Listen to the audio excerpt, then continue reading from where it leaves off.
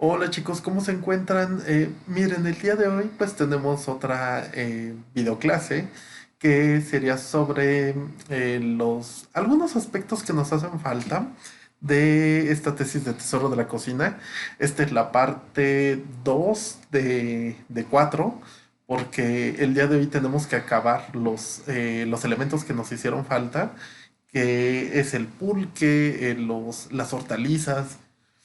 Esta vez sí vamos a abundar en detalles históricos sobre todo esto. También nos tenemos que adentrar en lo que vienen siendo ¿cómo se llama? Los instrumentos, las preparaciones barrocas y eventualmente pues estaríamos entrando al punto final que son las bebidas. En la clase siguiente tenemos que hablar sobre dulces, que yo creo que ya saben, pues por ahí tengo mi librito del dulce en el México del siglo XIX.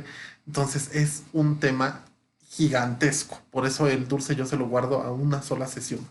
Y bueno, ya comprendiendo el dulce vamos a comprender lo que es siglo XIX también. Por eso me interesa mucho que la sesión de dulce se quede así como que aparte, no por el hecho de que sea así de vete de aquí, sino al contrario, es el hecho de que es muy importante que esta sesión se aborde o bueno, se esté abordando de manera aislada, pero para complementar absolutamente todos los temas. Entonces, el día de hoy, como les digo, pues tenemos que empezar con el pulque. Eh, Ustedes ya fueron a Tlaxcala, ya conocieron los pulques de allá. Por favor, quiero bueno, me gustaría saber en los foros, pues también, de estos ingredientes y de estas cosas mexicanas, pues que les gusta, que no les gusta. Ya saben que, pues bueno, al no tener tiempo en físico para hablar de estas reflexiones, pues también vamos a hacerlas en los foros, ¿no? Entonces, pues yo sé que el pulque es muy rico y que a muchas otras personas no les gustan, pero tenemos que hablar ahora del pulque en el siglo XIX. Fíjense que cuando estaba hablando con el doctor Martín González, él siempre me decía, yo creo que lo más mexicano que hay es comida con maíz, eh, saborizado con chile y así como que el elemento extra, y dice históricamente, pues comida con pulque. Entonces, pues de este tipo de cosas surgieron pues este tipo de hipótesis y este tipo ¿cómo se llama? Surgieron este tipo de capítulos porque pues bueno, recuerden, es la parte prehispánica y uno de estos capítulos fue Pulques y curados de mil sabores. Eh, entonces, antes de pasar a la parte del pulque en este estudio histórico, quisiera que platicáramos un poquito. Recuerden, las bebidas usualmente las podemos, bueno, ¿cómo lo podemos entender más? Bueno, económicamente las bebidas casi siempre se han clasificado por bebidas casi sin, em, ¿cómo podríamos decirlo? Sin relevancia histórica, bebidas que han dejado una gran cantidad económica de dinero, como lo viene siendo el café, el té, el chocolate y bebidas alcohólicas, que también dejan mucho dinero. Entonces, es por eso que las bebidas fermentadas, las bebidas destiladas, los licores, ratafias y todo esto llama mucho la atención de los historiadores y llama mucho la atención en general. O sea, imagínense que, bueno, recordemos, están los viajeros. Está el viajero, va, no sé, por ejemplo, esta Fanny Calderón de la Barca, que recuerdo que va precisamente a cuando se están marcando los toros. Entonces, ella va y ¿qué documenta? Pulque, comida con pulque. Y es efectivamente porque, pues bueno, le fue una bebida importante para ella o precisamente para el evento. Entonces, hay momentos en los que no te van a decir, pues me tomé un vaso de agua, me tomé un vaso me dieron una tacita de té de hierbabuena. ¿Me explico? O sea, son bebidas tan cotidianas que a veces esas se quedan un poquito relegadas.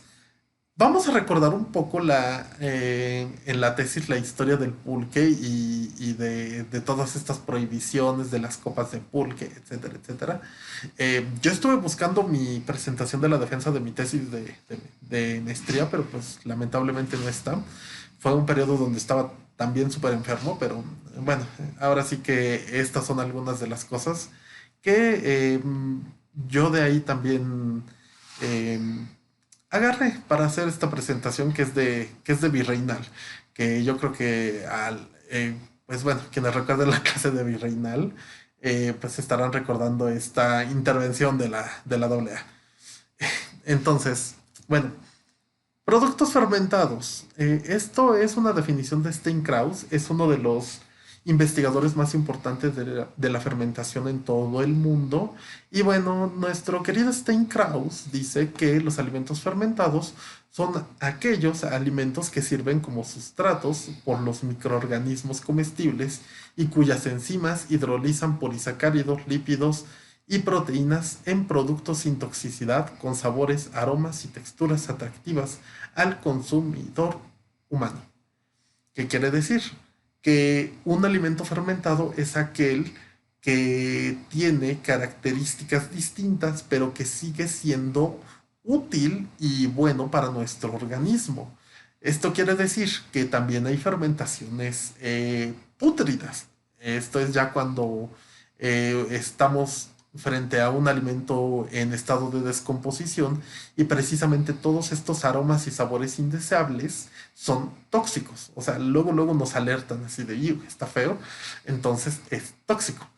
Eh, Hay cosas que sí son un poquito raras y que pueden engañar nuestros sentidos, pero precisamente este es como que un principio básico de nuestra supervivencia humana.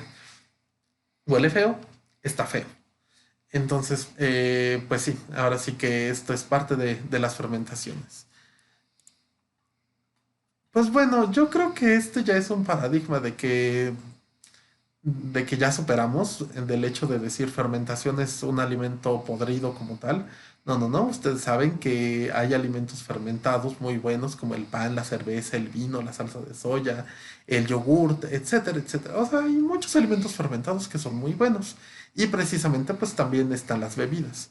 Entre los roles de la fermentación pues vemos el enriquecimiento de la variedad de alimentos de la dieta humana.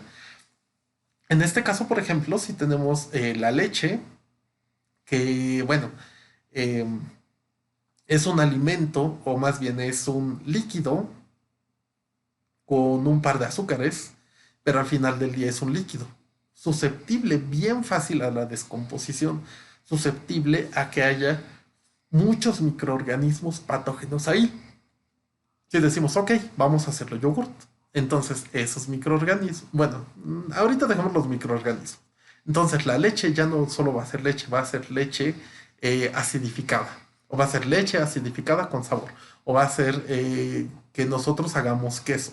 O va a ser que nosotros hagamos kefir. O va a ser que nosotros hagamos cierto tipo de mantequillas ácidas que se hacen en Europa. Entonces, ya no solo es la leche, ya son muchas variedades de alimentos. Conservación alimentaria. Eh, ¿Recuerdan, por ejemplo, el caso de algunos quesos como, por ejemplo, el queso manchego, o sea, el manchego de la Mancha? Eh, en este caso, hay, pongámoslo en términos belicosos, hay una guerra. Hay microorganismos que se están alimentando, por ejemplo, de la lactosa y están generando ácido láctico, y hay otros microorganismos que quieren hacer que ese pedacito de queso se pudra. Pero precisamente mientras más microorganismos benéficos haya, no va a permitir que los otros crezcan. No va a permitir que ellos se desarrollen porque precisamente está modificando su entorno para que los otros no crezcan. Entonces es una maravilla también la fermentación. Enriquecimiento biológico con vitaminas, proteínas esenciales y ácidos grasos esenciales. ¿Esto qué quiere decir? Que los alimentos dejan de ser ya no se convierten en algo tan difícil de comer, ni difícil de procesar para nosotros. En el caso, por ejemplo, de la carne, ustedes saben que pasa por un proceso que se llama rigor mortis. En este proceso, las fibras de la proteína se van comiendo por ciertas bacterias, bacterias precisamente que hacen que se rompan las fibras proteicas, y precisamente esto hace que la carne sea más, que la podamos consumir de una mejor manera y además de eso aprovecharlo mejor. Entonces, ¿qué quiere decir esto? Que ciertos nutrientes se desdoblan, por así decirlo, y nos los dejan más disponibles a nosotros como seres humanos. También, como les digo, hay un proceso de desintoxicación. O sea, si hay bacterias patógenas, por ejemplo, en el caso de la leche, ustedes saben que a veces los procesos de ordeña son muy poco higiénicos. Entonces, si se hace una buena fermentación para hacer un queso, ya estaríamos desechando todas estas bacterias patógenas y tener menores tiempos de cocción. Entonces, les digo, las fermentaciones son una maravilla. Y bueno, ya vimos que pues hay diversos productos. Este es un artículo muy bueno de Steinkraus, pero hay algunas cositas que están un poquito raras porque es un artículo en inglés. Eh, por ejemplo, los tipos de fermentación, que es fermentación que cambia la textura, como el tempe en Indonesia. Eh, pues sí, yo les invitaría a que busquen cómo es el tempe. Pues sí, es un poquito, se me hace un poquito rara esta fermentación, pero bueno. Las otras, casi todas las otras sí las podemos identificar. Pastas y salsas saladas con sabores proteicos. Esto quiere decir con sabores umami, como la salsa de soya o la pasta miso, que es también de soya. Fermentaciones acidolácticas. O sea, ahí tenemos un gran abanico que es el yogurt, el queso, el sauerkraut, las aceitunas o el pozol. O sea, para que vean que también este investigador polaco, pues se dedicó a viajar por México y pues hay ciertas fermentaciones de aquí de México que son una maravilla para los estudios de este fenómeno. Fermentaciones alcohólicas como el vino, el pulque, la cerveza o el sake. Recuerden, el sake no es tanto un licor, es como una cervecita de arroz. Eh, Fermentaciones acéticas, que son las que nos da ácido acético o vinagre. Fermentaciones alcalinas, como el natto japonés. Eh, yo creo que si alguna vez han visto anime o están más adentrados a esta cultura japonesa, el natto son ciertos frijolitos así babositos que o la gente ama o la gente odia. Porque sí sé cómo describirlo. O sea, para mí el natto me sabe a café, pero me gusta. O sea, es uno de esos alimentos que me gusta mucho. Pero pues precisamente hay mucha otra gente que no le gusta para nada este tipo de fermentaciones. Es una fermentación alcalina. Para que tengan en cuenta que no siempre la fermentación va a estar bajando el pH hacia la parte ácida, sino también lo puede elevar hacia la parte alcalina, como es el caso del natto. Panes leudados, o sea, la fermentación clásica es la levadura, la levadura Saccharomyces cerevisiae, que se ocupa en pan y precisamente te genera CO2 y alcohol. Y panes planos sin leudar. Bueno, como les decía, pues esta es como la fórmula de la fermentación. Tenemos azúcar, intervienen levaduras y libera etanol y CO2. Eh, bueno, muy sencillo Bueno, no sencillo el proceso, pero eh, si lo vemos así es bonito y es fácil. O sea, los átomos siguen estando igual. Yo aquí lo que les quería hablar del virreinato, y es para ponernos un poquito en el mood, es la parte del pulque. Y es que precisamente vamos a recordar un poquito la parte prehispánica, que es lo que viene aquí en la tesis. Bueno, vamos a empezar un poquito con los datos. Hay 12 recetas en Tesoro de la Cocina que emplean pulque. Nada más 12 recetas, de las cuales 8 son pasos para elaborar pulque o pulques curados. O sea, son muy pocas las recetas que ocupan pulque en este recetario de 2000. eh, 2.659 recetas. Entonces, al final del día, solo un 0.3% de la totalidad del recetario ocupa pulque. Como les digo, o sea, es un número muy bajo si lo comparamos, por ejemplo, con los destilados, con los licores y ratafías, de los cuales pues son muchísimo más. De hecho, por ejemplo, de todas las bebidas, pues las lo que viene siendo esta parte de licores, ratafías y destilados es un 31.85%. O sea, es muchísimo más comparado con el caso del pulque. Eh, Leyendo un poquito más a detalle, ¿el pulque es bueno o no para el siglo XIX? ¿Qué nos dice este recetario? ¿Qué nos va a decir este recetario tan maravilloso que es Tesoro de la Cocina? Caso número uno. Vamos a ver los antecedentes históricos. Yo creo que esto sí lo recuerdan un poquito. Bueno, sí, sí lo han de recordar. El caso es de que en el periodo prehispánico, y eso lo menciona muy bien Sagún y otros teóricos que también hemos visto, el consumo del pulque estaba reservado únicamente a los viejos, a los señores y a la gente pues más allegada hacia la parte gubernamental de este periodo. Entonces no todas las personas podían tomar pulque diariamente, al menos en la parte dominada por los mexicas, que pues bueno, ellos tenían el dominio absoluto de esas partes y pues obviamente eran sus reglas y no, lo que no les gustaba, bueno, no es que no les gustara el pulque, el problema que tenían ellos era contra la embriaguez. Les recuerdo, o sea, está esta anécdota en la que un gran cacique de otra región iba a ir precisamente acá, a la parte de, de una reunión en la parte central de México, y precisamente como era una fiesta, iban a dar pulque. Pero precisamente la norma es de que no podías pasar más bien, no podías tomar más de 4 copas de pulque. Con la quinta copa de pulque se auguraban malos presagios y precisamente la lección de vida es de que pues este cacique tomó la quinta copa y al final del día les estuvo enseñando sus vergüenzas, o sea, su pack. Em, Ahora bien, en este caso, como les digo, la embriaguez pues era lo castigado severamente.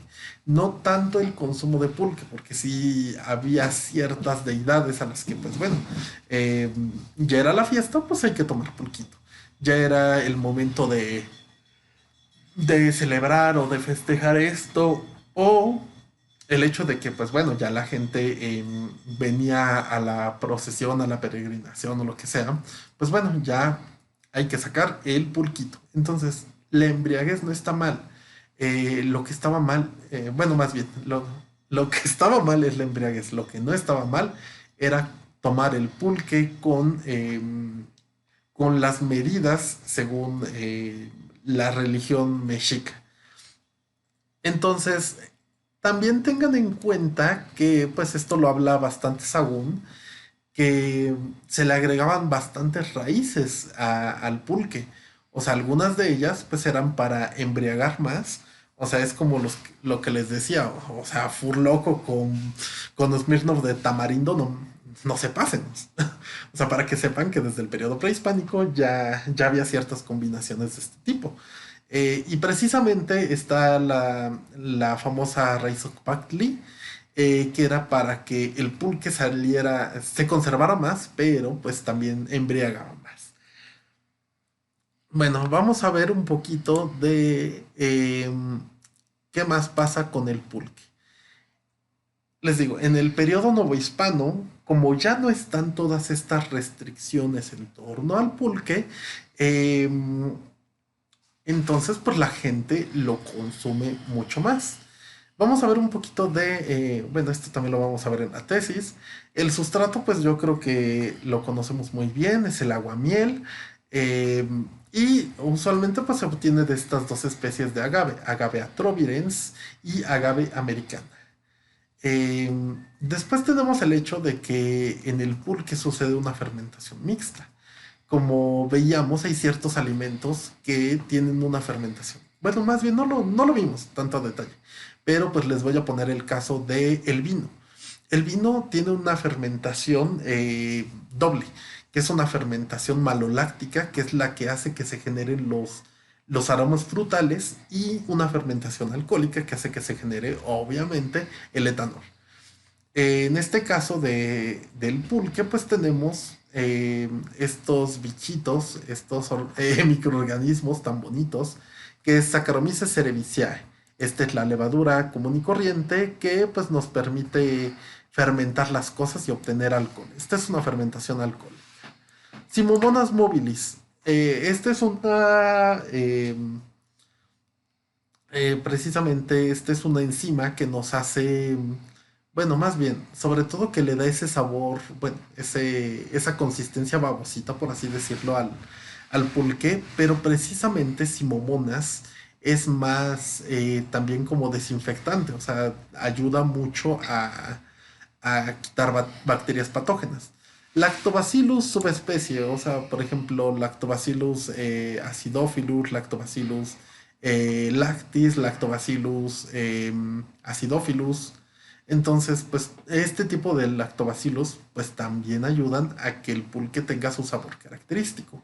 Y Leuconostoc enteroides, que es lo que le da cierto saborcito picante al pulque. En pulgas, Simomonas móviles, ahorita regreso con esta. Leuconostoc mesenteroides es el que hace que sea babosito y que desinfecta, como les digo.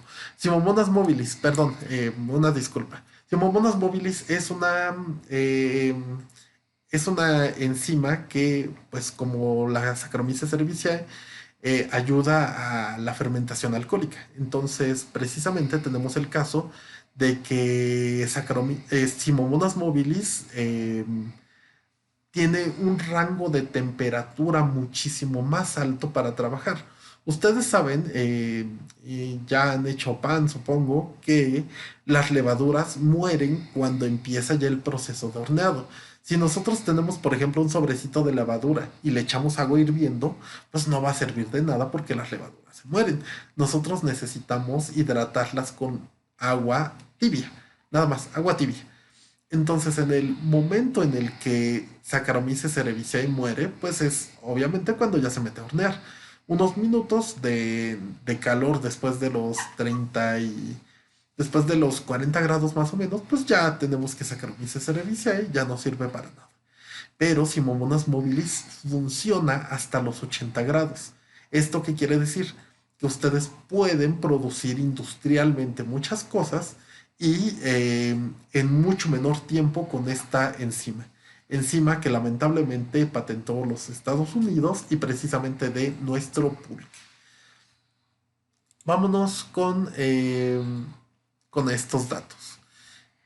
Ya vieron que la domesticación de muchas especies vegetales fue muy anterior a lo que viene siendo el maíz. Entonces el maguey fue domesticado desde los años 6500 a.C. Muchos dicen que en el 5000 a.C. es cuando ya tenían muchos las evidencias claras del maguey domesticado. Y precisamente, pues bueno, como les digo, llegan los españoles, ven que están todas esas normas y demás, y los españoles invitan a los indígenas a, pues obviamente, a quitarse el pulque de encima. Pero la gente no se lo quitó tan fácil. Ahorita vamos a ver qué es lo que pasó. En este caso, como la gente pues ya no tenía este miedo de los mexicas, pues bueno, ya ya no creíamos, por ejemplo, en esta cosa como la quinta copa, así de, no, así de, yo me tomo las que yo quiero. Entonces, pues sí, la gente pues ya empezaba a tomar pulque, pero sin control. y entonces empezaron a surgir ciertas otras manifestaciones. Por ejemplo, el hecho de decir que pues bueno, hay algo más fuerte. De hecho, esto ahorita lo vamos a ver. Hay algo más fuerte que obligaba a la gente a seguir bebiendo pulque. Entonces, en el caso del pulque Nueva España, tenemos, pues bueno, algunos dioses del pulque que ya conocen a Mayagüel, a la buena Mayagüel, la diosa del maguey, y a quien se le debe el hecho de darle a la humanidad el hecho del agujeramiento del maguey. O sea, de que se quiten precisamente las hojas y de que se haga el cuenquito. Patecatl, quien descubrió la fermentación, Izquitecatl, el dios del aguamiel, los 400 conejos, que son las deidades del pulque. Recuerden, había esta fiesta que era la fiesta de 400 conejo, que caía en el año conejo, en el día conejo, bueno, más bien en el día 2 conejo del mes 2 conejo. Entonces, esto sucedía más o menos cada 20 años. Y pues sí, ahí era beber pulque hasta caer. Y absolutamente todos, desde infantes hasta los más grandes. Entonces aquí sí no había discriminación, absolutamente. Todos tómense su pulquito. Y pues bueno, también hay muchas otras deidades relacionadas con las hierbas y las raíces embriagantes. Eh, entonces, sí les digo, ya no está el yugo mexica. Ya la gente podía tomar. Eh, los españoles, cuando llegan, obviamente que quieren vino. Están acostumbrados a beber vino. Y, y bueno, ni se crean, o sea, a veces es vino aguado, a veces es vino de la peor calidad. Eh, no sé, de verdad, pues para esos tiempos yo creo que solo muy pocas personas podían darse el lujo de tomar vino. Pero obviamente les prometieron nueva tierra, les prometieron muchas riquezas, les prometieron muchas cosas. Si de dónde está mi vino, dónde está mi vino. Entonces, pues bueno, se les hace fácil unirse a los indígenas y bueno, tomar pulquito. Y como les decía, había una fuerza más poderosa que Dios que hacía que los indígenas bebieran pulque. Dices, achis, achis, a ver, ¿cómo está esto? El hecho es de que llega ya la colonización. Los frailes ya están evangelizando, ya están haciendo esta labor de que, bueno, ok, la gente necesita educarse, necesita comprender que el vino es lo importante, que no es tanto el pulque. Y la gente dice, pues sí, está bien, acepto a tu Dios. Dice, pero yo no puedo dejar de beber. Hay alguien más poderoso que me hace que yo sea así, me hace ser borracho. Entonces todas las personas que nacían en el día 2 conejo, eh, de hecho, a ver, ahorita busquen cuánto es. Yo recordaba que era como el 16, el 20 de marzo, el día 2 conejo, pero precisamente la gente que nacía en esas fechas decía que pues era alcohólica de por vida, o sea, era alcohólica de nacimiento y siempre que bebía decía, ay, es que yo nací en 2 conejo y por eso soy alcohólico. Entonces, es lo mismo de Diosito me hizo así. Y eh, la corona en un principio, obviamente, dijo, no quiero nada de pulque. Así de si hay alguna bebida que va a competir con el vino, elimínenla. Pero, obviamente, la corona vio que el pulque dejaba muchas ganancias y dijo, no se preocupen, no se preocupen. Ustedes tengan haciendas de pulque, ustedes páguenme mi impuesto por pulque y entonces todos estamos tranquilos y felices. Y otra cosa, también los frailes que no les tenían permitido el beber vino de manera cotidiana, sino solo con finalidades eucarísticas, agarraron como que ese hueco legal y dijeron, es que este no es vino, este es pulque, y nosotros podemos beber pulque. Y pues bueno, como les digo, se fueron aprovechando de este hueco legal. Y pues esto es como lo que quería resaltar antes de irnos a siglo XIX, ya los datos mucho, mucho, muy concretos del pulque. Entonces, para siglo XVII es cuando ya se empiezan a, a poner espacios públicos, o más bien a instalar en los espacios públicos puestos de venta de pulque. Y precisamente, bueno, como lo dice la tesis, um, toda esta información yo la saqué de Marroquí, de la Ciudad de México. Son unos librotes horribles. Pero precisamente, eh, en resumen pasó esto. O sea, al principio eran jacalitos, o sea, digámoslo así. Cualquier puesto que nosotros vemos con una mantita o lo que sea, eso podía ser un puesto de pulque. Se ponían cajones y órale, ya, sírvanse pulque. Entonces, pues eso era así como que los primeros negocios. Después hubo problemas, empezó a asociarse embriaguez, robo y pulques al mismo tiempo.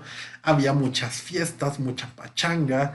O sea, si de por sí a veces ni aguantamos a nuestros vecinos cuando ponen música a todo volumen, ahora imagínense, música, bailes, fiesta, borrachos, eh, todo eso todos los días en las calles. O sea, también al final del día, eh, pues sí fue difícil. Entonces, también luego en 1672 se prohibieron mezclar el pulque con raíces, por ejemplo, la de Ocpactli, que todavía se ocupaba para esas fechas, y también ¿cómo se llama? Se prohibieron todo lo que vienen siendo los destilados, que en este caso, pues el término no es tanto un destilado, sino es el curado, porque se trataba de la mezcla de azúcar y zumos o jugos de frutas, de piña, de tuna, de naranja y demás. Yo aquí, como vieron más adelante, yo creo que es más por el hecho de que como es más azúcar, se fermenta más y pega todavía más. Entonces, no lo sé, no lo sé, está como que esta hipótesis. Eh, siglo XVIII, 1700, hubo muchas quejas de parte del clero, pero también pues hay mucha gente que defiende el hecho de que se venda pulque porque pues sigue dejando mucho billete. Eh, y fíjate que pues esto se los decía también en Virreinal. A pesar de que el pulque fue como que la bebida, de una bebida que tuvo muchas trabas, el chinguirito fue precisamente lo que tuvo todavía más trabas. Les recuerdo qué pasaba. En los campos de azúcar, recuerden, son los ingenios azucareros, también tenían sus trapiches, o sea, su plantita para hacer, pues precisamente el azúcar. Al hacer azúcar refinado, que era lo que ocupaban los españoles, se tenía un residuo que era la melaza. Entonces, la melaza era como que el desecho, digámoslo así. Y pues la gente, como ya sabía que era dulce, que estaba rico, entonces decían, podemos ocupar la melaza y comérnoslas, o podemos agregarle agua, fermentarla y destilarla, que fue precisamente lo que hicieron. Eh, si alguno de ustedes ha visto este capítulo de Los Simpsons, del varón de la cerveza, fue precisamente lo que pasó con el chinguirito en el periodo novohispano. Porque la gente lo hacía de manera clandestina, lo hacía nada más con un alambique y pieles de animales, y pues bueno, ya se repartía por cantinas, por sitios de juego, por entre amigos, entre familia, y o sea, la verdad hasta los policías y la gente pues se hacía de la vista gorda, o sea, decía así de, algún día te voy a atrapar, algún día te voy a atrapar, pero necesito un roncito. Así de, bueno, entonces chinguirito, compramos chinguirito. Eh, como les digo, sí fue un problema, aquí empezamos a ver la doble moral, empezamos a ver todo esto, y pues podemos ver este tipo eh, de redes, este tipo de problemas que había. Y esto se me hace muy chistoso, que circulaban los barriles de, de chinguirito como si fueran pilas de leña. Y pues bueno, como les digo, esta fue la bebida más problemática en el caso de la Nueva España. Por eso el pulque, a pesar de que sí vemos que tuvo problemas, no tantos como lo que fue el chinguirito. Pulquerías del siglo XVII. Regresamos un poquito y después nos volvemos a adelantar. Eh, Se empezaron a establecer ciertos puestos con como bodegones y almuercerías donde se podía vender envueltos, tamales, otras comidas. Pero precisamente con esto se hacía adjunto a la pulquería. O sea, no sé si ustedes han notado que muchas veces está un Kentucky Fried Chicken y al lado está precisamente un Pizza Hut. Precisamente era así. Está la pulquería y está el figón. Está el bodegón, la almuercería o lo que viene siendo la fonda. O sea, no sé por qué no le marcan fonda, pero bueno. Em, yo creo que es más porque es gente muy, muy de corbata que hace esto. Debido a la música, bailes y gran cantidad de gente, en el 1752 se prohibió los alimentos a menos que estuvieran a una cuadra de las pulquerías. O sea, al parecer, pues sí, pues era una pachanga eterna. O sea, tener pulque y tener a un lado comida no fue una de las mejores combinaciones para, al menos para ciertas regiones. Si se dan cuenta, el problema no es tanto el hecho de que esté uno y el otro pegado, sino son las cantidades de pulque que se vende. O sea, si dijeran así de, ¿saben qué? Pues se vende hasta aquí, o sea, solo se vende como en el periodo prehispánico, hasta la cuarta copa y ya no más, pues no hubiera habido tanto problema. Pero obviamente la corona española, como era muy ambiciosa, decía, no, no, no, entre más se venda, que mejor. Y pues al final del día se fueron enfrentando con todo este tipo de cosas. Para siglo XIX, pues obviamente ya pasamos la independencia de México, ya tenemos un nuevo México, eh, y ya podemos ver las dos posturas, que es el pulque como algo completamente horrible, horripilante y del pueblo muy, muy bajo de los ladrones y demás. O, pues bueno, eh, esta bebida que pues viene siendo algo netamente mexicano. O sea, les recuerdo, los viajeros cuando ven por fuera el pulque, muchos dicen así de, ay, guácala, qué feo, así de nada que ver con mi vino. Pero precisamente pues ellos también tienen sus barbaridades. Ahí son más juicios de valor que otra cosa. Eh, Recordamos, por ejemplo, a Henry George Ward.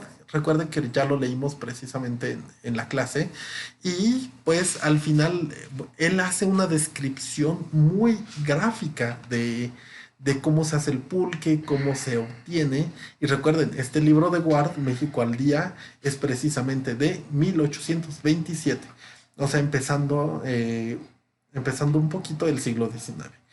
Eh, que al final del día pues sí también lo encuentra fresco, agradable.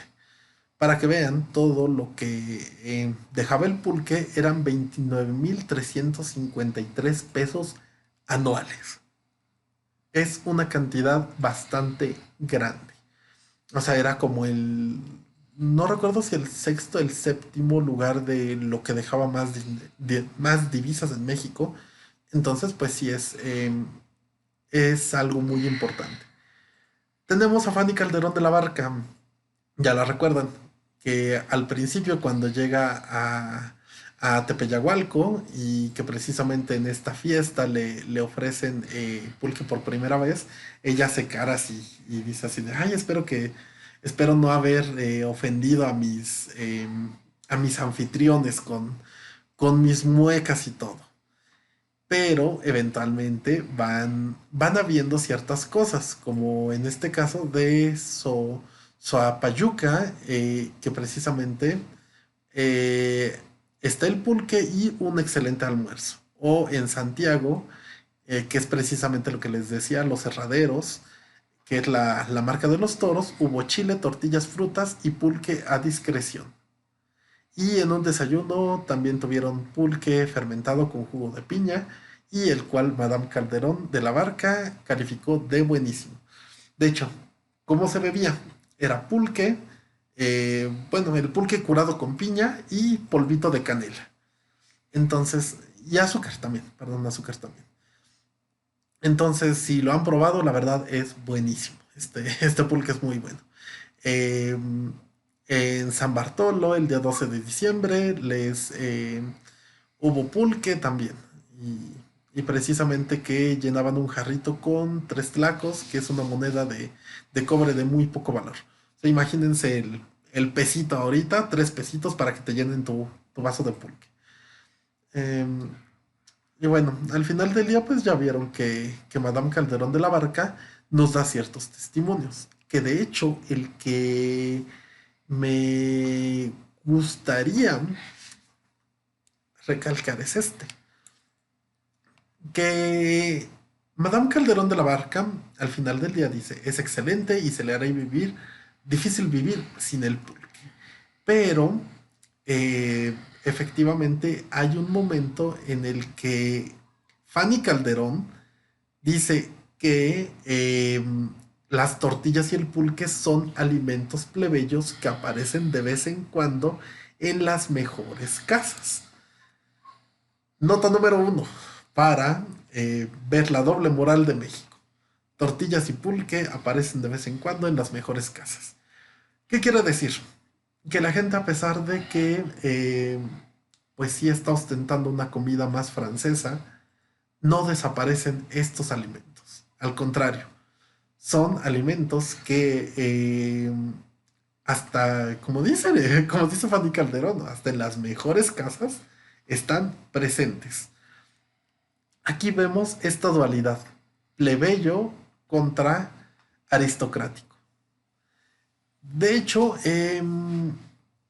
¿cómo se los manejo más fácil? Mm, usualmente suele pensarse, o al menos mm, de que una persona que tiene cierto bagaje de conocimiento o cierta cantidad de poder son las personas que siempre van a tener la razón. De hecho, por eso pues mucha gente dice así de, ay no, porque no, fuchi, fuchi, fuchi. Entonces, en este caso, por eso pues, la gente fue decidiendo, o sea, no se nos imponen cánones, o sea, es en el caso, por ejemplo, de la gente que luego va al gimnasio y se da sus atracones de comida, únicamente, pues, precisamente para decir, ay, no, yo soy fitness. Pero precisamente, o sea, es parte de nuestra cultura para que vean que esto tiene ya siglos y siglos y siglos. Mostrar algo y hacer otra cosa, ya cuando cerramos las puertas de la casa. Bueno, esto tiene que ver más con darle gusto a mis asesores, que es el término circularidad, por el hecho de que no hay una cultura pura y completamente cerrada. ¿A qué me refiero? Si dijéramos así de, mm, no sé, en el caso ay, ay, ay. Bueno, es que nosotros lo vamos a ver aquí de que los ricos se estén quejando de los pobres de sus alimentos, pues no, ¿qué creen? Va de regreso, va alimentos pobres hacia los ricos. Y alimentos ricos que ya no son de los completamente ricos, como en el caso de azúcar, descienden. Entonces, pues ese es el fenómeno de circularidad explicado así como que poquito con estos casos. El caso que estoy citando, que es precisamente de Carlo Ginzburg, el queso y los gusanos, sí, sí, es el queso y los gusanos, es precisamente de que, ¿cómo se los manejo? Es es un molinero. Los molineros en épocas muy, muy, muy remotas eran los que precisamente tenían un molino y en el cual se estaba moliendo la harina para el pueblo, o sea, para que el trigo se convirtiera en harina. Entonces, ser molinero era un trabajo que te ponía en contacto con todo tipo de gente. Entonces se le asociaba que los molineros eran del diablo porque también iban intelectuales a comprar harina. Entonces los intelectuales se les consideraba precisamente muy paganos y era así de, no, no, no, tú eres del diablo. Y alguien tan humilde como un molinero llegaba a tener ideas de los más altos, o más bien de los más intelectuales. Entonces, ideas de los intelectuales llegaban a los oídos de los pobres. De igual manera, productos de los pobres llegan a los intelectuales. Y así, o sea, ese es el fenómeno de circularidad explicado con Ginsburg, pero yo lo aplico de otra manera. Eh, entonces, para que sepan o para que vean, eh, esto siempre lo vamos a ver en todo el siglo XIX. De hecho, la primera descripción la tenemos de Guillermo Prieto en su libro Memoria de mis tiempos. La verdad, como les decía, Prieto me encantó cuando lo leí, pero cuando leí a Cubas dije, ¡ay, Prieto! Lo siento, no me gustaste tanto. Eh, y además de que Prieto pues tiene algunos poemas un poquito turbios ya al final de su vida, queriendo ligarse a un cierto Pepe de la Ciudad de México, cuando en su vida dice, ay, sí, mi querida, y yo te voy a dedicar poemas toda la vida, y después le dedica anagramas a este Pepe diciendo que quieren hacer cositas. Entonces, como les digo, Prieto se me hace alguien muy de dudosa moral. Pero bueno, vayamos con la descripción de la pulquería que nos da Guillermo Prieto. Figuramos un jacalón de 50 varas de largo por 15 o 20 de ancho, con su caballete o techo de tejamanil, sin más adornos ni adminículos. Sustenta al jacalón bigones perpendiculares de 6 a 6 varas de distancia, maceradas en tierra y afirmadas con cimientos de piedra o cal, y canto, en forma piramidal, y su torta de hormigón encarnado. Al fondo de la galera o jacalón hay una pared blanca, que a veces invadía la brocha gorda, exponiendo al fresco un caballo colosal con un charro o dragón encima, una riña de pelados o una suerte de toreo, cuando no un personaje histórico desvergonzadamente disfrazado. En un extremo de la pared solía haber un cuarto de la Virgen de la Soledad o un divino rostro, con su repisa al frente y su lamparita en ella ardiendo entre manojos de flores de chícharos y amapolas. A 2 varas de distancia de la pared del fondo y dando al frente de la galera se ostentaba soberbia la hilera de tinas de pulque, angostas abajo y anchas arriba, de más de 2 varas de altura, pintadas exteriormente con colores chillantes y unos rubros que ponían de punta los pelos, como la no me estires, el valiente, la currutaca, el bonito, etcétera. En la orilla de las tinas y del lado de la pared, en anchos tablones que forman como cornisa, se veían cajetes de barro poroso, cantaritos pequeños de la misma materia, vasos de vidrio verde más de atercia, figurando tornillos su relieve, tinas pequeñas y manuables y barrilitos con su candado para el repartido a las casas de los amos. Entre cajetes y vasos se percibían los tejos de bronce para el juego de la rayuela, algunos naipes y en cazuelitas pequeñas sal y chiles verdes para los aficionados a los aperitivos. La espalda de las tinas fungía de aposento de los pulqueros y tenían sus sillitas bajas de tule y su angosta mesa, la cuna de algún párvulo o perdonavidas de gran bigote y mechones en la cara, y alguna vieja seca de ojo, luciente y lengua fácil, y 2 o 3 gruñendo feroces o roncando a pierna suelta. En los ángulos de la galera se jugaba rayuela, pítima o tuta, o en círculos de pelados sentados en el suelo alrededor de una frazada se jugaba al rento y alborotado o alburitos con gallo y todo menos palomitas.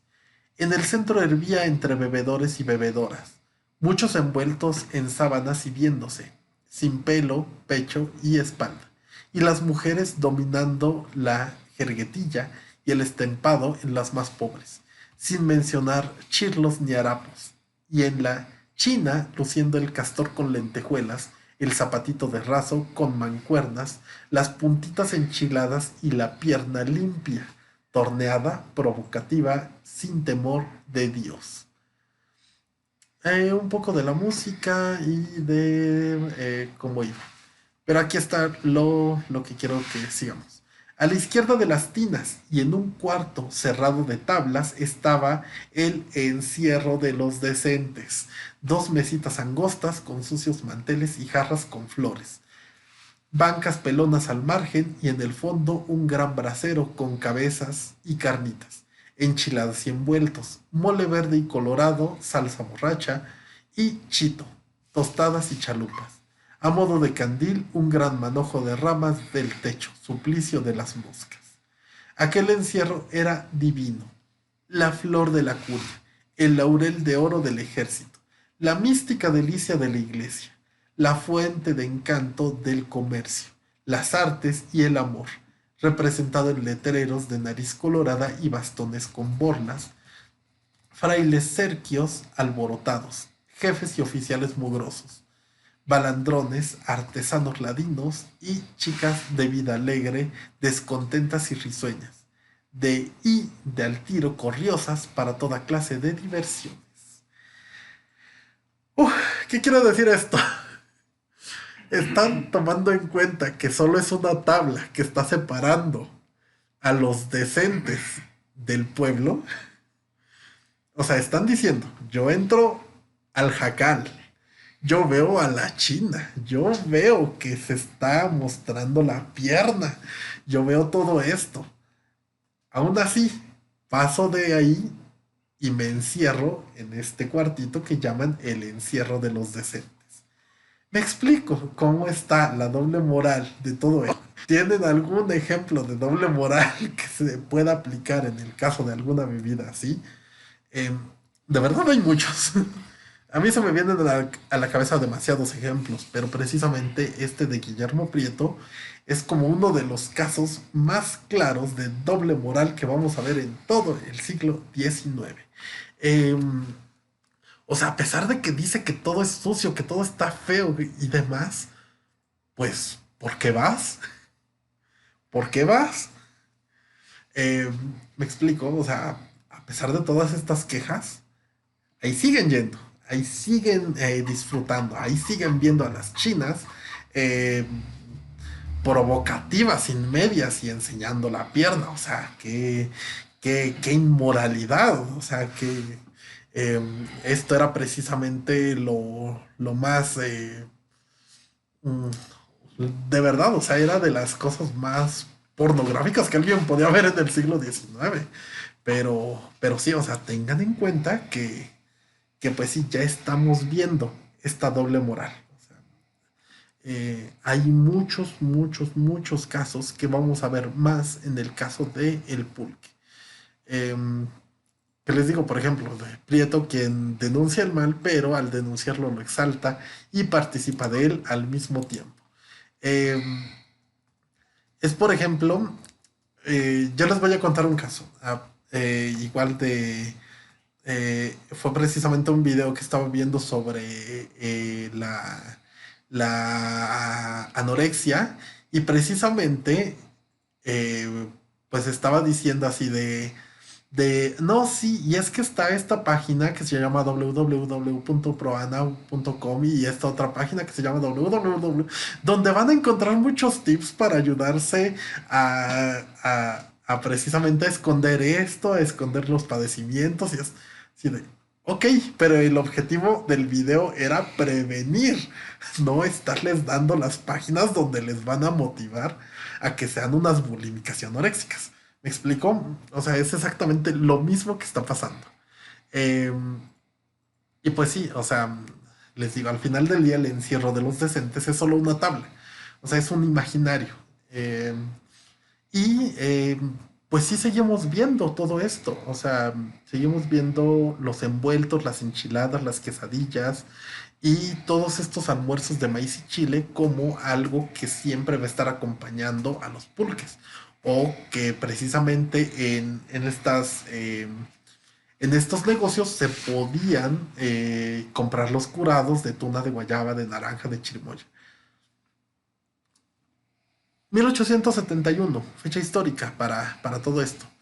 Se quitaron muchas prohibiciones para que volvieran las almuercerías a las puertas precisamente de las pulquerías. 1873 se vuelven a prohibir tanto eso como, como la música, pero eh, se permite que funcionen las pulquerías hasta las 8 de la noche. Eh, como les digo, esto viene siendo una medida que se impuso, pero no se llevó a la práctica al final del día. Eh, bueno, esto también tiene que ver con esta mala concepción que mucha gente ha tenido del pulque, que, eh, que precisamente está esa asociación entre bandidos, bandidaje y pulque. Y precisamente yo creo que Marroquí fue el que, él no lo dice exactamente por qué, pero, pero vamos, se infiere claramente de que las pulquerías empezaron a recibir cosas fiadas, bueno, más bien eh, cosas intercambiadas, o sea, así de, ¿sabes qué? Te cambio mi zarape por unos 5 o 6 jarros de pulque. Entonces, pues aumentan los asaltos precisamente para tener ropa y la ropa la cambiaban por pulque. Pues sí, esa es parte tanto del virreinato como del siglo XIX. Eh, ya empezamos a ver que las pulquerías pues sí también empiezan a ganar cierta fama como parte de robos, de disputas y de sangre derramada.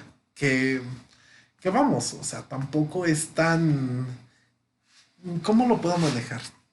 Tampoco lo puedo ver ni censurar tanto por el hecho de que, pues bueno, si tú tienes un bar, de verdad, de ese tipo de gente es la que te va a llegar. O sea, también imagínense que hay un bar precisamente que está sacando, no sé, eh, cerveza adulterada, entonces pues fácil. O sea, fácilmente te vas a hacer de amigos de este tipo de gente. Entonces, por eso también lo digo así de normal. Hasta cierto punto esto llega a ser normal o puede ser normal.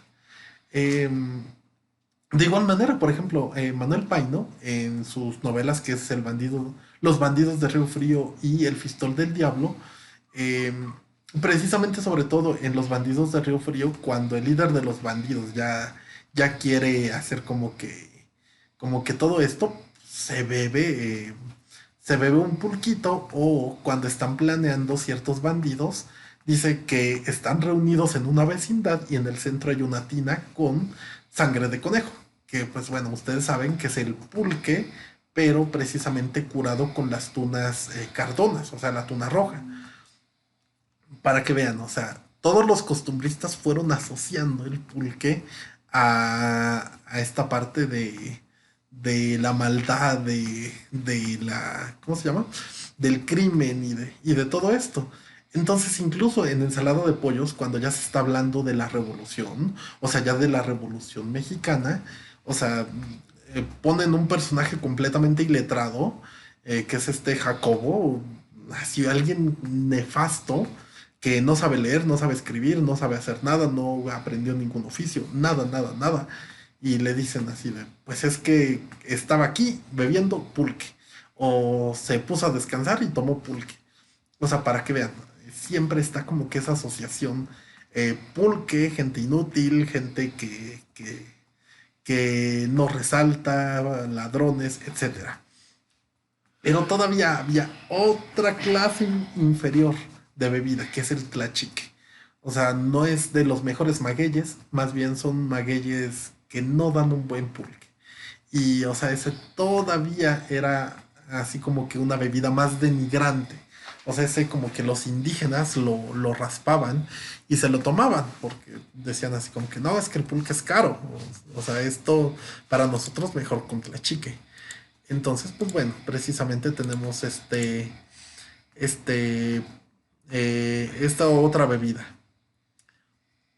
Ahora bien, como les decía, también, ah, a pesar de que hay gente que lo considera como una bebida así muy inferior, García Cubas, que es el costumbrista que les digo que sí me cae bien, eh, él dice, yo estoy reunido ahorita con mis amigos intelectuales y vamos a ir así precisamente a la fonda El Conejo Blanco.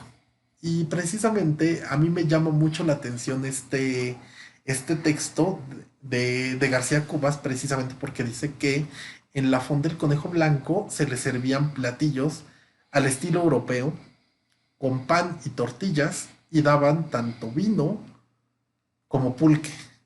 O sea, ¿esto qué quiere decir? O sea, nos acaba de botar completamente los conocimientos que están dejando allá arriba los Manuel Paino y otros tipos. O sea, están diciendo, a pesar de que está todo este refinamiento, todo este afrancesamiento, la gente sigue bebiendo pulque y sigue habiendo lugares extremadamente finos que están vendiendo pulque. Entonces, siempre hay eh, vean, no es una dualidad, no es una guerra entre el vino y el pulque. Al contrario, están diciendo, el pulque es del gusto nacional. El vino es más como reservado para ciertos eventos o reservado para la casa. No necesariamente para las reuniones, ni mucho menos. Pero precisamente sí está reservado para la casa. Eh, bueno, este es el caso de los vinos que sí se presentan muchísimo más y en contextos mucho más de saco y corbata. eh, pero precisamente, o sea, este es un ataque directo al pulque. Eh, la verdad es que no. Como les decía, o sea, pues sí la gente seguía teniendo el pulque como la bebida diaria. O sea, eh, Prieto aquí nos dice también, la bebida del almuerzo era vino cascarrón para la gente más importante. Para el común de los mártires de la clase media y baja, el pulque. Para los niños también pulque o agua. Esto quiere decir que, como hoy en día solo la gente rica puede puede tomar vino. Nosotros que tenemos un poco menos de recursos, pues si nos va bien con cerveza, con pulquito, pues bueno, ya con eso. Entonces, como les digo, sí es precisamente una bebida muy cotidiana, o sea, es una bebida que va presentándose en contextos cotidianos, o sea, día tras día, tras día, tras día, tras día. Por ejemplo, el licenciado Pedro, ahorita no recuerdo, Bandidos de Río Frío, es precisamente que su almuerzo era una tortilla de huevo con chorizo de Extremadura, chile mulato con pulque de piña y canela. O sea, para que vean, es lo completamente español con algo completamente mexicano. Es divertido, la verdad es divertido ver este tipo de combinaciones porque les digo, no hay una pureza absoluta. Eso es lo que quiere decir la circularidad. No hay una pureza absoluta. Les voy a poner un caso ahorita que se me vino o bueno, no sé si hayan visto, por ejemplo, el caso de la palabra quedé, que estaba muy hasta cierto punto delimitado a los gays que decían quedé. Y precisamente cuando todas las personas, incluyendo precisamente aquellos que no tenían esos gustos, decían de igual manera quedé, fue precisamente un momento de circularidad. A mí me dio mucha risa, porque precisamente muchos amigos y demás también se estaban compartiendo ese tipo de memes así de ya no digan que de. Pero precisamente les digo, es circularidad. Pasa una cosa de aquí para allá, otra de acá para acá. Em, entonces, el pulque es cotidiano para la mayoría Y para los que no los tentan, es así como que una bebida ocasional por aquí y por allá. Y les digo, el pulque al final del día sí es una bebida completamente nacional y que estuvo repitiéndose una y otra y otra y otra y otra y otra y otra vez. Em, ¿Qué propone Tesoro de la Cocina? Yo aquí soy de la idea de que tenemos que leer entre líneas. O más bien, siempre, en la historia siempre se tiene que leer entre líneas. Y es algo bonito cuando lo descubres, pero es una agonía cuando no. Entonces, en esta receta, que es la receta de la letra P, la 344, está pulque fermentado. Dice, para conseguirlo, se embotellará poniendo dentro un terroncito de azúcar. Se tapa con un tapón bien ajustado de manera que no se impida la fermentación por el aire. Y a las 12 horas se tendrá un pulque riquísimo. ¿Qué quiero decir? Pulque riquísimo es un juicio de valor. ¿Qué quiere decir? Que este recetario está defendiendo el pulque. No está diciendo, queda un pulque malísimo, queda un pulque regular. Está diciendo, queda un pulque riquísimo. Al final del día, el pulque es algo que le agrada a la gente y precisamente también al escritor, editor de Tesoro de la Cocina. ¿Cuál es el meollo del asunto también con el pulque? Que mucha gente lo bautizaba. Entonces agarraban agua puerca de cualquier pozo y le ponían precisamente al pulque. Entonces, este tipo de curado o este tipo de adulteración, pues al final del día era lo que terminaba lastimando los estómagos de la gente y lo que descomponía más rápido el pulque. Entonces, por ahí, si quieren, luego les hago llegar un texto, precisamente es del pulquero de los mexicanos pintados por sí mismos. En este texto dice que precisamente hubo un señor que dijo así de, no, espérame tantito, yo voy a bautizar el pulque. Y dijeron así de, yo creo que le están metiendo agua puerca. Y precisamente empezaron a echar colorante rojo en las fuentes y en todo lugar que precisamente daba ¿cómo se llama? Daba acceso al agua potable. Y precisamente que al siguiente día el pulque venía rojo.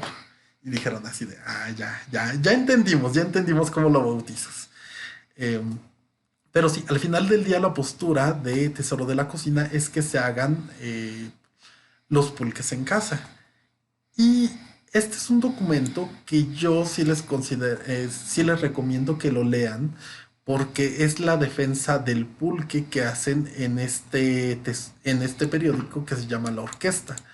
Y pues bueno, es esta defensa de que cómo puede ser posible que siendo un alimento, una bebida netamente mexicana, prefiramos aún así los vinos españoles, los vinos extranjeros, los vinos franceses, ya que pues viene siendo un alimento de nuestro pool patrimonial, viene siendo algo que ya ha dejado mucha historia y que pues al final del día la gente deja mucho dinero y la gente pues es tan doble cara que lo sigue consumiendo, pero que dice yo prefiero el vino si es que hay vino. Y el pulque así como que hay que dejarlo en contextos, eh, como menciona aquí, privados, domésticos u ocultos. Y bueno, esto es parte de esta sección del pulque. Yo creo que la sección de Chile es mucho más sencilla de entender por el hecho de que sí hay un número importantísimo de recetas con chile, pero precisamente no sí son muchas recetas con eh, chiles secos, chiles frescos, pero lo más importante es de que hay 83 recetas que emplean chiles en vinagre. O sea, de un recetario de 2000 y tantas recetas, eh, sí es un gran porcentaje. O sea, vamos a ver que en total, yo recordaba que era el 8%, eh, todos los chiles y derivados, las recetas que emplean chiles frescos, secos. Ah, sí, un 8% de las recetas de Tesoro de la Cocina emplean chile. O sea, ya estamos ante datos muy grandes. O sea, Recuerden que, por ejemplo, en el caso del pulque era 0.3%. O sea, aquí ya estamos hablando de un 8%. Estamos hablando de, eh, de lo que viene siendo 212 recetas de un recetario del siglo XIX, en donde se trata de ocultar todo lo mexicano, supuestamente. Hay mucho chile. La verdad es que no pueden decir en lo absoluto que el chile era algo que querían ocultar. O sea, tal vez para ciertas personas sí, lo querían ocultar, pero se ocupaba muchísimo. Y sobre todo esto que viene siendo los chiles en vinagre.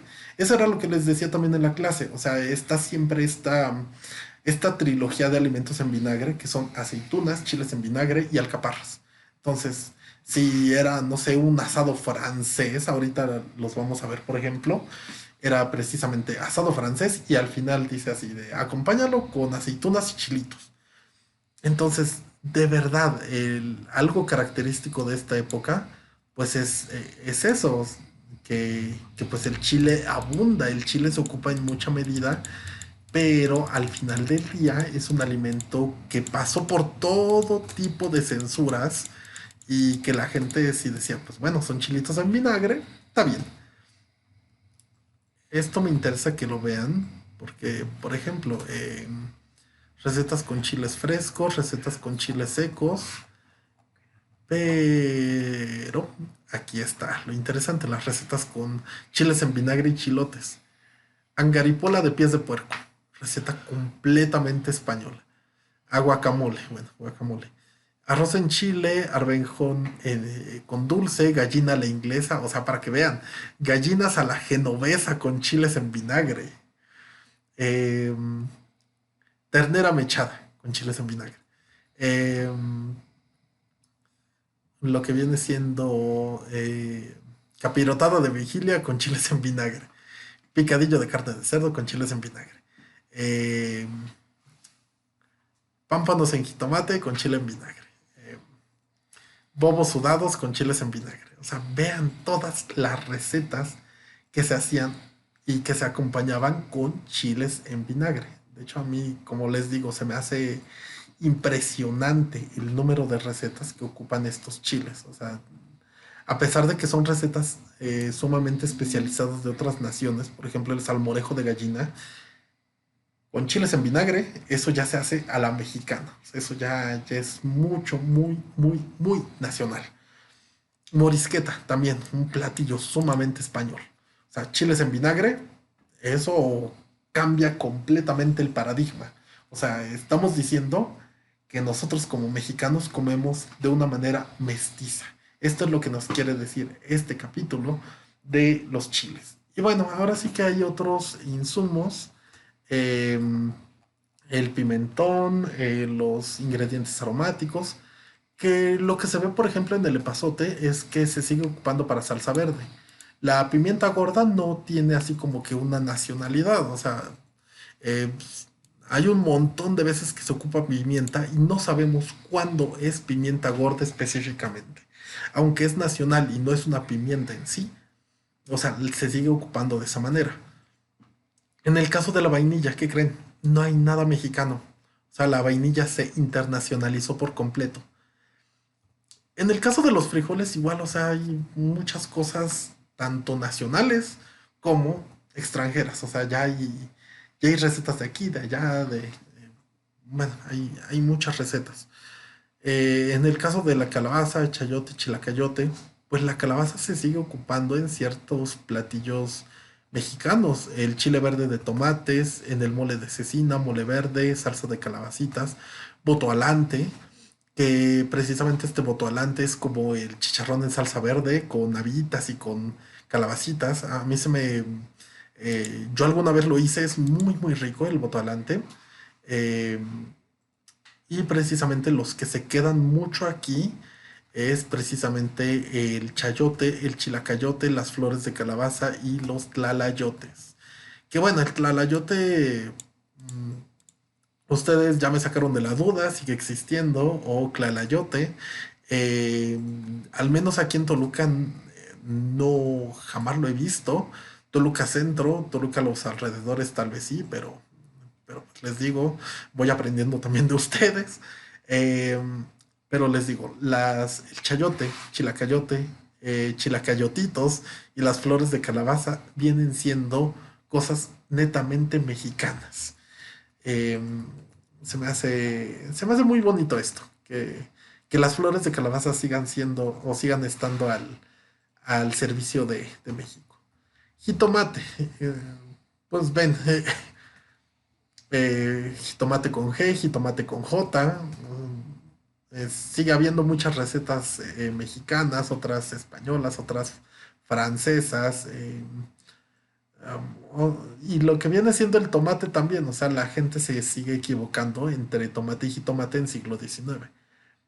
Pero sí está esto de tomate de cáscara, que son los que nosotros conocemos como tomate normal o tomate verde o tomatillo, como le conozcan.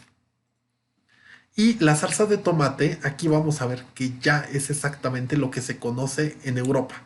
O sea, la salsa de jitomate con cebolla, con ajo. O sea, para que tengan en cuenta que eh, ya es un término que desde el siglo XIX ya está establecido. Salsa de tomate para hablar de cualquier salsa con jitomate o con tomate rojo. Entonces, ¿qué nos dice Tesoro de la Cocina al final del día? Que eh, ya la cocina se va conformando como la conocemos hoy en día. Ya la gente está comiendo lo que comemos y o sea, ya estamos identificando especialidades, ya estamos identificando ciertos términos y léxicos, o sea, de verdad ya todo está cobrando sentido en el en el hecho de que, pues bueno, ya estamos conociendo nuestra propia gastronomía. Ya no son recetas vagas, ya no son instrucciones así de, de un pollo frielo hasta que quede. O sea, ya estamos viendo algo que tiene completamente la forma de lo que nosotros vamos reconociendo. Yo creo que esto, bueno, sí podemos hablar un poquito. En el caso de los instrumentos o de la parte novohispana, eh, me gustaría resaltar el hecho de que, pues bueno, la cocina no cambió. Eh, ¿Cómo se los puedo manejar rápido? La cocina no cambió tanto. O sea, todavía no hay avances tecnológicos con respecto a la cocina. La gente sigue teniendo su tleuquil en las clases más bajas. Las clases media, o sea, se mandan a hacer precisamente sus estufones, sus estufas, como las que ustedes ya conocen en los conventos de Santa Rosa, de Santa Mónica. O sea, ya la gente tiene sus cocinas. Y precisamente, pues sí, ya tenemos este hecho. O sea, la gente ya va cambiando ciertas cosas, pero no tanto. O sea, ya hay hornos, ya hay ciertas tecnologías, pero sigue siendo en esencia lo mismo. Tanto la fusión de lo prehispánico con lo español y ciertas cositas que van llegando así tímidamente, pero no hay cambios radicales. En todo el siglo XIX no hay cambios muy radicales. Y bueno, es importante ver que el mole y pues estas salsas vienen siendo algo muy característico de la comida mexicana. O sea, no, como les digo, no es un capítulo tan complejo y en el caso pues precisamente pues vemos que sí hay una gran presencia de moles y de alimentos mestizos como el chorizo, la longaniza, que se ocupa el metate, el molcajete, el almírez, el mortero, mortero de piedra, la mano de mortero metate y la cazuela que es una constante entre España y México, porque mm, yo en estos momentos que escribí la tesis no había encontrado el dato exacto si las cazuelas eran nativas de aquí o las trajeron de allá, pero precisamente se comparte, pero es más característico de aquí y por eso se señala como algo netamente mexicano. Otros instrumentos, se ocupa el comal con lumbre, las jícaras, ayates, un barreño de barro vidriado, chiquihuites, petates, tepestle o tepextle, el tompiate o lo que viene siendo el tompeate. Y bueno, yo creo que les dejaré aquí para que el siguiente video sea sobre el dulce en el virreinato, bueno, el dulce virreinal en el siglo XIX. Aquí, como les digo, me voy a descoser como un suéter. Va a ser sobre intensificación y extensificación del proceso del dulce. Eh, qué maravilla. Para mí es un tema maravilloso, pero lo vamos a conocer un poquito más a fondo en la siguiente sesión. Chicos, otra cosa antes de que se me olvide. Como esta cuarentena se está alargando y precisamente ya estamos, eh, nos están quitando bastante tiempo, eh, sí las clases las vamos a seguir así. Ya saben que van a tener sus foros semanales para que participen con los temas que estaríamos viendo poco a poco. Les dejaría las lecturas, etcétera, etcétera. Pero yo creo que para la siguiente semana ya les dejo las fechas precisas para las entregas de los trabajos. ¿Está bien? Como les dije, yo estaba esperando que se acabara esta cuarentena para seguir y todo, pero pues no se puede. Entonces ya vamos a ir dando fechas de los trabajos. No quiero que se me angustien. Les voy a enseñar algunas herramientas, por ejemplo, el uso de Canva para hacer sus líneas del tiempo, etcétera. Entonces, por ese lado, no se me preocupen tanto. Todavía tenemos tiempo, todavía el curso va bien. Por estos momentos, pues sí, tenemos que seguir avanzando, tenemos que adecuarnos a las condiciones que tenemos y síganse cuidando, por favor. Síganse cuidando ustedes, a su familia. Pues tienen bastante tiempo, hagan las cosas que requieran de sus clases y de muchas otras proyectos que tengan. Entonces, les deseo lo mejor. Cuídense y nos seguiríamos viendo la siguiente semana.